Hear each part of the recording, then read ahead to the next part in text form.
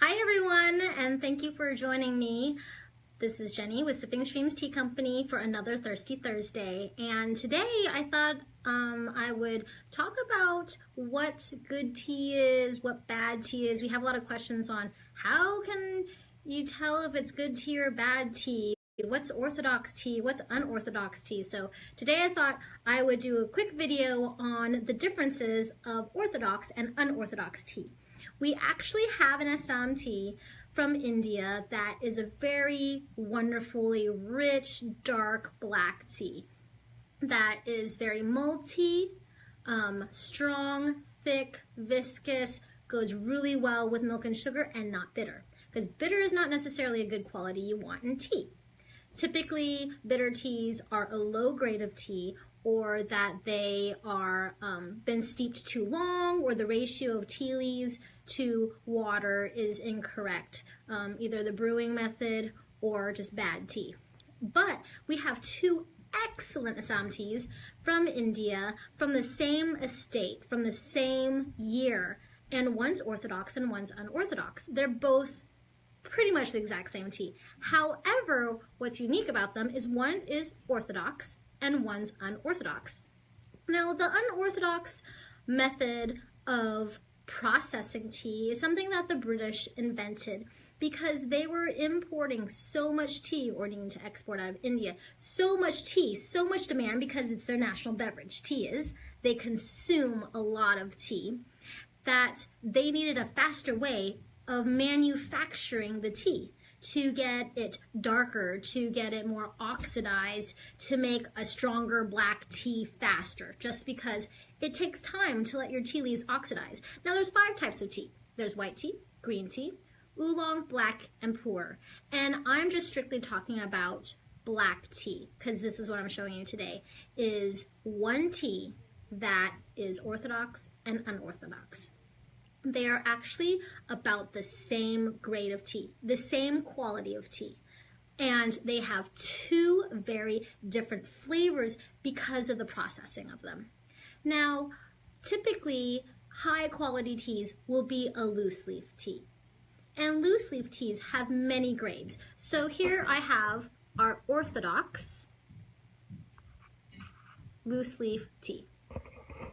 So you'll see here, whoops, they're pieces of tea leaves, okay? And the tea leaves aren't very big, but you'll notice that they are very golden and tippy. So the part of the tea plant that is essentially the rarest and sweetest and most desired part of the tea plant is the bud. And it's just like a needle that grows. Instead of growing as a baby tea leaf and opening and getting bigger and bigger and bigger, it actually just grows as a point, and it stays a point its whole life. Then there is the unorthodox cut. And some people might say, oh, this is a low grade of tea. It's so small in particle size. It looks like grape nuts. It must be a really bad grade of tea. And you can see here that it looks like tiny little grape nuts. But it's actually almost the same grade, almost the exact same grade as our orthodox. So we've got 2 grades here. We've got, let's see here. This is our orthodox tea, and this is our unorthodox tea. And what that means is that the unorthodox process of tea leaf is something that was manufactured much more recently in our history.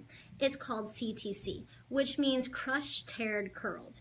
It's a machine that essentially the tea leaves go on a conveyor belt and then they get mulched into a machine. And in that machine, it crushes the tea leaves, it tears them a little bit, and it curls them into itself. Because you want very tightly rolled tea leaves, especially in orthodox teas.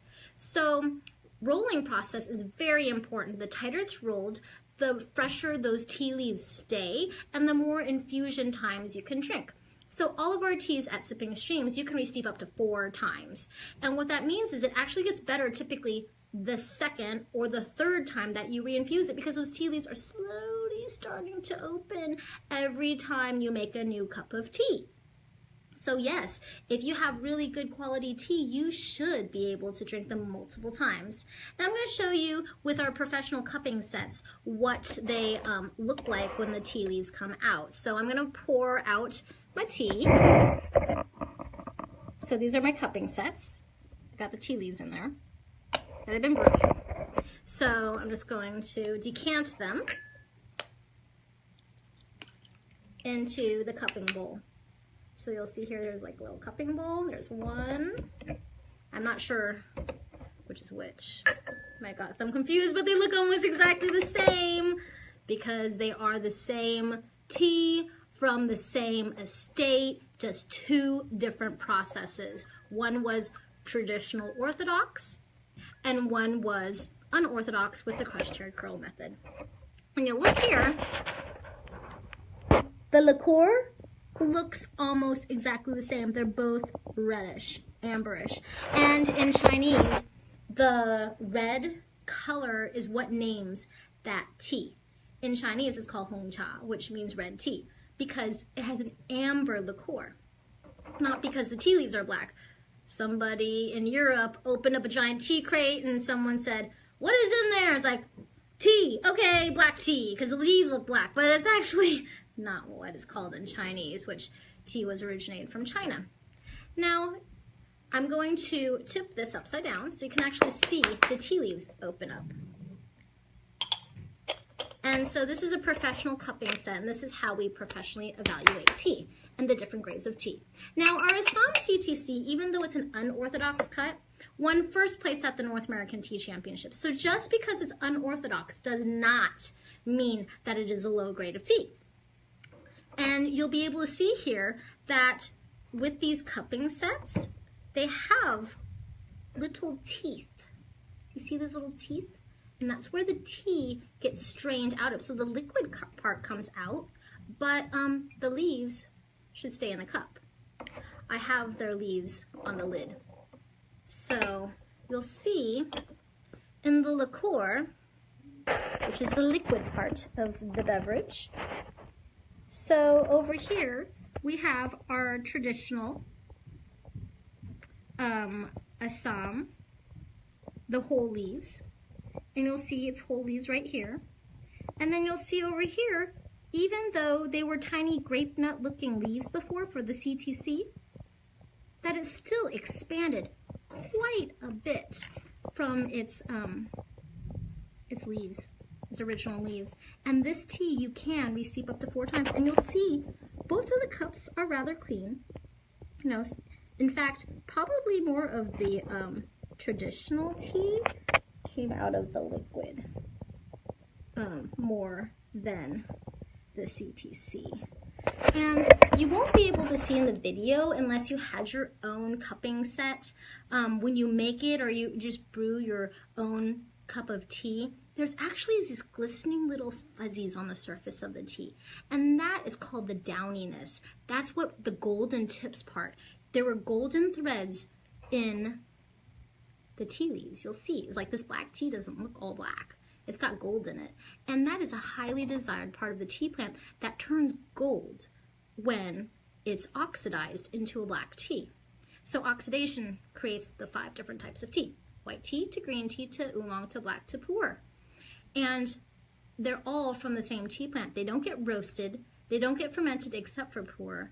But that highly desired part of the tea plant actually turns gold. So you want that phrase, golden, tippy, in the name of your tea grade. So we have a golden tips Assam, but for the Assam CTC, we just call it Assam CTC.